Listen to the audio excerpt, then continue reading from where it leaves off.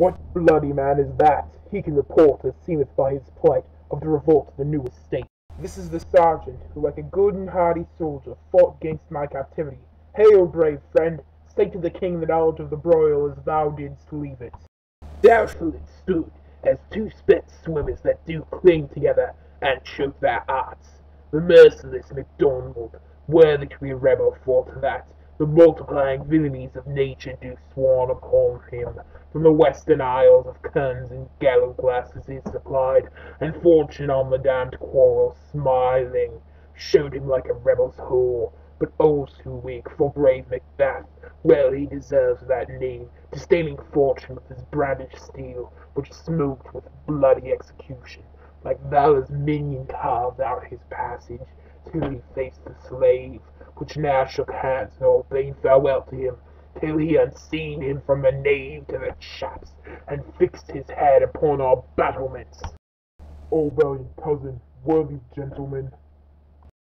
As whence the sun gins his reflection, shipwrecking storms and direful thunders break, so from that spring whence comfort seemed to come, discomfort swells. Mark, King of Scotland, mark! No Senate justice had, with valor armed, compelled these skipping kerns to trust their heels. The Norwegian lord, surveying vantage with furbished arms and new supplies of men, began a fresh assault. Dismayed not this, our captains, Macbeth and Banquo?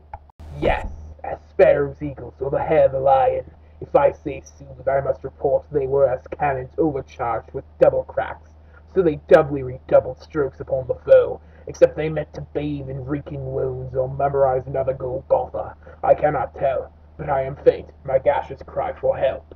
So well thy words become thee as thy wounds. They smack of honor both. Go get him, sergeants. Who comes here? The worthy Thane of Ross. What haste looks through his eyes, so should be look that seems to speak things strange. God save the king.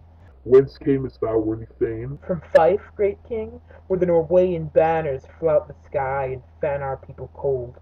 Norway himself with terrible numbers, assisted by that most disloyal traitor, the Thane of Cawdor, began a dismal conflict till that Bellona's bridegroom, lapped in proof, confronted him with self-comparisons, point against point rebellious, arm against arm, curbing his lavish spirit, and to conclude the victory fell upon us. Great happiness! That now, Sweno, the Norway's king, craves composition, nor we deign him burial of his men, till he dispersed at St. Colm's Inch $10,000 to our general use. No more than Thane of Cawdor shall receive on bosom interest. Go pronounce his present death, and with his former title greet Macbeth. I'll see it done. What he hath lost, no Macbeth hath won.